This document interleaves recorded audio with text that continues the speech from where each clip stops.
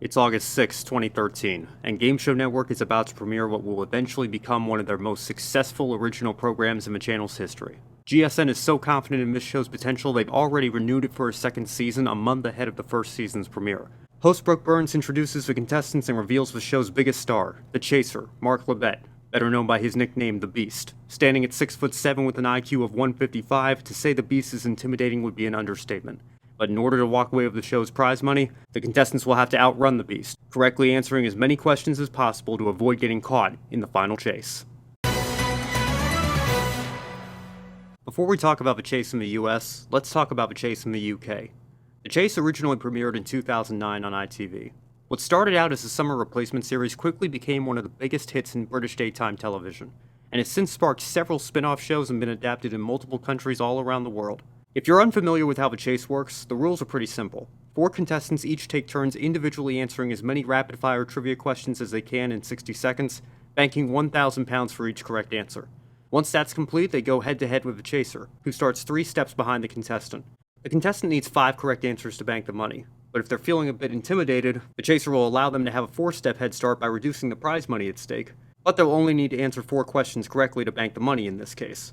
On the other hand, if they're feeling confident, they can choose to only take a 2-step head start for an increased prize offer from the chaser, in which case they'll need 6 correct answers to bank the cash. If the contestant is able to bank the amount they've selected, they move on to the final chase.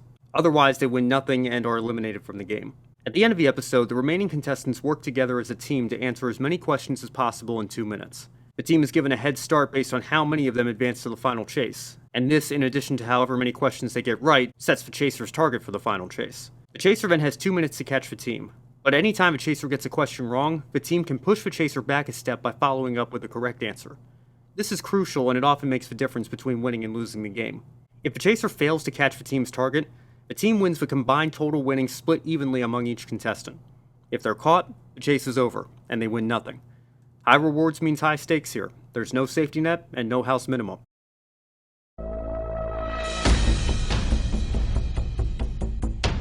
So, with the show's immense popularity in the UK, American networks began considering picking up the format. Sound familiar? While GSN aired the first version of The Chase in America, it was actually Fox that first considered it. The network shoots 2 pilots in 2012, one with original chaser Mark the Beast Labette, who's appeared on many quiz shows over in the UK, and another with Jeopardy champion Brad Rutter. Bradley Walsh, the UK host, serves the same role for these pilots, but Fox eventually passes on the opportunity to add the series to its lineup. But an unlikely small cable channel is about to step in and pick it up instead. Enter the Game Show Network, or GSN for short, which is just coming off of the massive success of the American Bible Challenge and is looking for another strong primetime hit. The Chase is a daytime show in the UK, but as an hour-long show and given the past success of primetime game shows in recent years, GSN decides to put it in their primetime lineup. With that, the network only orders 8 episodes, but this allows them to up the prize budget quite a bit, despite the fact that GSN's production budget is much smaller than that of a major network. Individual questions in the cash builder are worth $5,000 as opposed to £1,000, leading to the opportunity for some of the biggest payouts in GSN history. The show also has a few minor differences. The pace is a bit slower and the commercial length is a bit longer, so only 3 contestants make up a team as opposed to 4. And unlike the Fox pilots, GSN ended up going with a unique host for their take on the American version. According to Deadline, Dan Patrick was originally in negotiations to potentially host the show, but Brooke Burns was eventually chosen as the host instead. Burns had some game show hosting experience before. GSN viewers were likely to remember her from the network's reruns of Dog Eat Dog, but bringing in a former Baywatch actress to host a trivia show probably wasn't a move game show fans saw coming. Despite this, however, Burns proved to be a popular host among viewers, with many noting that she had noticeably improved from her time on Dog Eat Dog a decade earlier. While Walsh wouldn't end up pulling in Ann Robinson and hosting the UK and US versions concurrently, Labette did make the trip over from the UK to continue his role as the chaser. But unlike the UK version, which features a rotation of chasers, Labette was the only chaser on the GSN version, allowing him to be referred to exclusively by his nickname, The Beast. So, the GSN version is set to premiere on August 6, 2013, and it does, but not before GSN makes a pretty bold statement. The network renews the chase for its second season on July 1st, more than a month before its debut. GSN is so confident in the chase that it goes ahead and orders 8 more episodes before the audience even sees the first season.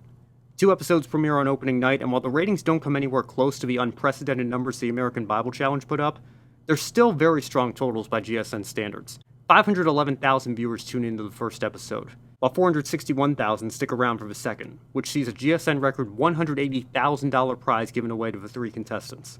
A total of 8 episodes were shot for the first season, but for whatever reason, GSN decides to hold off on airing 2 of them, giving the show a 6-episode run from August 6th to September 3rd, the last episode of which sees a contestant win $125,000 by himself, setting a new record for the most money GSN's ever awarded to a single contestant. GSN ends up taping an extra episode of a second season, so with the 2 episodes they held back, Season 2 actually ends up being 11 episodes in total, and airs from November 5th to February 4th. By this point, the show has really started to grow in popularity and is becoming a ratings juggernaut. The penultimate episode of a season on January 28, 2014, brings in 827,000 viewers, and perhaps more importantly, 234,000 in the 18 to 49 demographic alone. For a genre that tends to skew towards a much older audience, that number is a massive win for GSN. And needless to say, it's enough to justify a 3rd season. GSN proudly calls the chase a ratings phenom in their press release when they announced Season 3 in March, and they up the episode order to 14. They also do a couple of special celebrity episodes, and we also get introduced to a contestant who certainly has a bright future in the game show world. More on him later, of course. The 3rd season's premiere in July of 2014 dips a bit in the ratings, dropping just below 500,000 viewers. But that's still hardly terrible by GSN standards of the time. And with The Chase now being GSN's flagship primetime program, the network doesn't even wait for Season 3 to finish airing before ordering a 4th season. A total of 20 episodes begin airing on January 27, 2015, and they premiere in 3 batches of 7, 8, and 5 episodes at a time, which is enough to take the series through to the week of December 11, 2015. Season 4 comes out very strong in the ratings, with the premiere episode earning 749,000 viewers. But despite the continued rating success, 4th season of a GSN version will ultimately be the last. No clear reason was given for its cancellation, but I can only imagine that GSN saw they had 51 episodes on the shelf at this point, and figured that reruns would be enough to carry them through for the foreseeable future. Not to mention, the prize budget definitely made it one of the more expensive originals they've ever done, so I can understand from a budget standpoint why it made more sense to put the show into a rerun cycle. Selfishly, though, I do think The Chase deserved at least 1 or 2 more seasons on GSN, but nevertheless, the show's run on the network comes to an end after 4 seasons, 51 episodes, and even 2 Daytime Emmy nominations, one for the show itself in 2014, and another for Burns as the host in 2016. Congratulations, Beast! The Chase is nominated for an Emmy for Most Outstanding Game Show. Of course it is, Brooke. Mere mortals trying to match wits with me, a genius. I'm laughing just thinking about it. On the inside. All in all, it goes down as arguably GSN's most successful original in the then 20-year history of the network.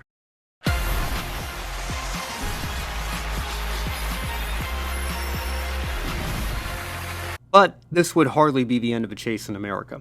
Around the same time the GSN version came to an end, ABC started going all in on primetime game shows, specifically revivals and new versions of classic formats.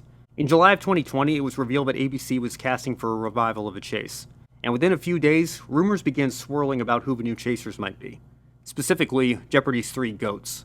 Ken Jennings, Brad Rutter, and James Holzhauer had just competed in Jeopardy's greatest of all time tournament that proved to be immensely popular and brought in roughly 14.5 million viewers a night. If ABC can pull this off, not only will they be getting The Chase into a long overdue primetime slot on network US television, they'll be doing so with arguably the 3 most recognizable trivia champions in the country, fresh off of one of the greatest Jeopardy tournaments ever. It would also be a sort of homecoming for Holzhauer, who as previously mentioned was a contestant on the GSN version in Season 3, long before his rise to fame on Jeopardy. And anyone who watched Holzhauer on The Chase in 2014 not only shouldn't have been surprised by how well he did on Jeopardy, they should also know that Holzhauer would be extremely dangerous playing the game from the other side of his set. Sure enough, on November 2nd, 2020, ABC orders 9 episodes of The Chase and signs The View co-host Sarah Haynes to host the revival. Jennings, Rutter, and Holzhauer are also confirmed as The Chasers. 6 days later, Jeopardy host Alex Trebek passes away after an inspiring battle with pancreatic cancer. When the show premieres on January 7th, 2021, it opens with a tribute to Trebek, and the episode is dedicated to the late Jeopardy legend. Before we launched this very exciting new game show, we at ABC felt it was only fitting that we dedicate this show to the memory of Alex Trebek, the beloved host of Jeopardy from 1984 until his recent passing. We all stand on the shoulders of his legacy and hope The Chase will do him proud. Once we get into the gameplay, though, it quickly becomes clear that the first season is littered with problems. First off, ABC's decided to raise the question values in the cash builder round to an unfathomable $25,000 per question. Yep, that's right, $25,000 per question. I understand upping it from the $5,000 GSN was offering given this is primetime network TV and not a small cable channel, but $25,000 for a single question is a bit outrageous for a rapid-fire game.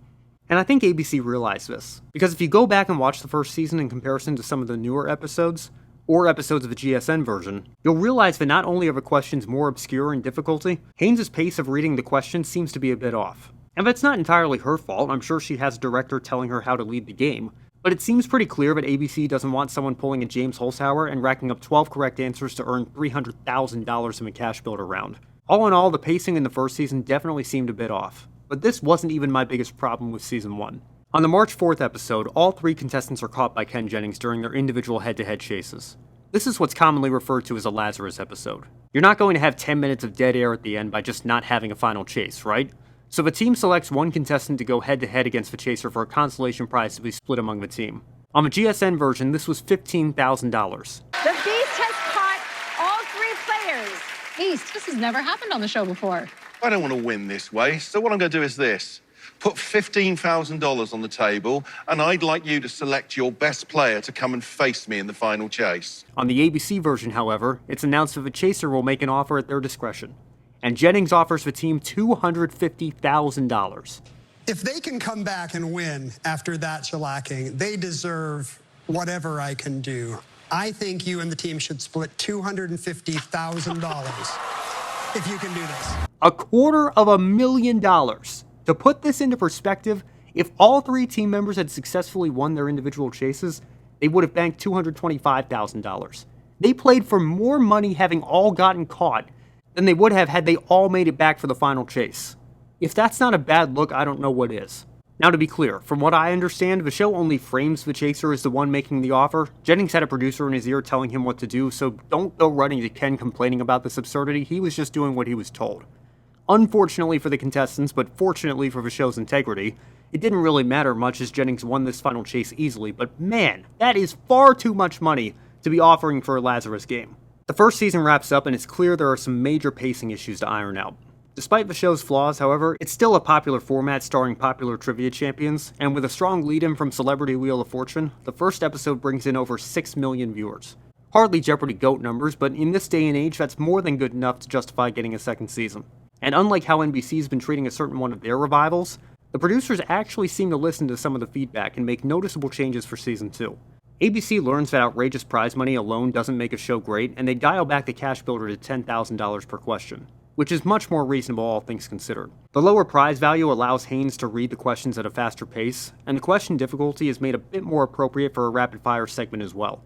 And of course, there's still the high offers, which can become extremely tempting extremely quickly, so it's not like the Season 2 contestants are playing for peanuts compared to their Season 1 counterparts. Season 2 also sees the return of the Beast. Labette was added to rotation as the show's 4th chaser, making for a happy reunion and a popular addition of the cast among longtime fans of the chase. All in all, the improvement from Season 1 to Season 2 is almost astonishing, and it's proof that sometimes all it takes is a couple of simple fixes to turn a mediocre product into a great one. The second season premieres on June 6, 2021, and Labette's grand return happens a week later on June 13th. And then, on June 20th, we get what ends up being one of my all-time favorite episodes of any game show ever. A team of 3 all make it back to the final chase with a bank of an earth-shattering $660,000. One of them banked $300,000 alone in her head-to-head match against Holzhauer.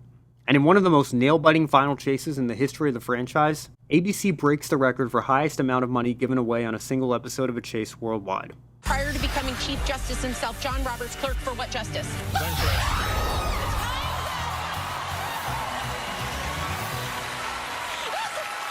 That was a great game. Once again, 10 seconds to go. That game was in doubt. Yeah, absolutely. All told, the second season was a resounding success in every sense of the word. A total of 18 episodes are produced and finish airing in February of 2022. While Season 3 won't see any major changes to the gameplay, there will be some changes to the rotation of the chasers. Jennings steps away from the show to focus on hosting Jeopardy, while Labette reveals that his contract wasn't renewed for the following season. In his recently released book, Can You Beat the Beast?, Labette reveals that ABC offered him, quote, so much money that if I had a problem with the production, I actually kept my mouth shut. That said, looking back, there were 1 or 2 things that I wish I had spoken up about. He also admits that the US version's tendency to include questions on internet memes and social media geared towards the younger demographic, as well as questions on American history and culture, made it hard for him to dominate the game the same way he could on the British version. Labette's still able to be seen on American television, however, as he recently began appearing on a new GSN show called Masterminds, reuniting him with Brooke Burns. Labette actually revealed that even if ABC wanted to bring him back for the third season, a clause in his contract with GSN would have prevented that from being a possibility. Knowing that Jennings was doing both The Chase and Masterminds, not to mention hosting Jeopardy, I actually responded to Labette's tweet asking him how Jennings managed to get away with that. To which he replied, "Inevitably, as a British citizen and non-resident, I have different eligibility to the great man." Fair enough, I guess. With half the team gone, ABC not only replaces the two departed chasers, they expand the rotation to 5. Rudder and Holzhauer come back for Season 3, joined by newcomers Buzzy Cohen, Brandon Blackwell, and Victoria Gross. Like Rudder and Holzhauer, all 3 new chasers have appeared on Jeopardy before. Cohen is a former Tournament of Champions winner, and more recently stepped in to guest host the 2021 edition of the tournament. Blackwell was a teen tournament semifinalist a few years before finishing second on NBC's The Million Second Quiz, and Gross is best known for being the contestant that ended 19-day champion David Madden's win streak. So all 3 certainly have the credentials. 20 episodes air throughout Season 3, which premieres on May 3rd, 2022. And due to a couple of month-long periods of hiatus, just finished wrapping up a few weeks ago on July 20th, 2023. And during this season, we get more confirmation that the show's producers listened to some feedback. Remember how I mentioned that the one Lazarus game we got earlier offered an outrageous $250,000 prize? Well, ABC came to their senses and recognized that was far too much for such a scenario. So in Season 3, the Lazarus prize is dropped to a flat $60,000 to give the contestants $20,000 each. Honestly, if you ask me, that's still a bit high, but it's at least more reasonable given the blatantly inappropriate amount offered when it happened in Season 1. As for the future of The Chase in America, the show's current status is a bit unclear right now. The Season 3 premiere brought in just 2.29 million viewers, and that was about in line with what the show averaged throughout the entire season. Now, while those numbers would have been a mid-season cancellation 20 years ago, the primetime television audience is more fragmented than ever in this era of streaming. So it's impossible to know for sure whether the show will come back for a 4th season or not. Reruns are currently airing alongside encore presentations of a Jeopardy Masters tournament, and scheduling the two together should benefit these reruns' ratings given the crossover between the show's audiences. Personally, I hope the show comes back and maybe even adds Chaser to the rotation, but even if it doesn't, I'm not convinced its US days will be over for long. There's clearly a market for this show in the US, and there's a reason why it's been on the air in the UK for as long as it has. As I've always said, it's hard to kill good game show formats entirely. So even if ABC doesn't bring it back for a 4th season, there's a good chance somebody else will give it another run a few years down the road.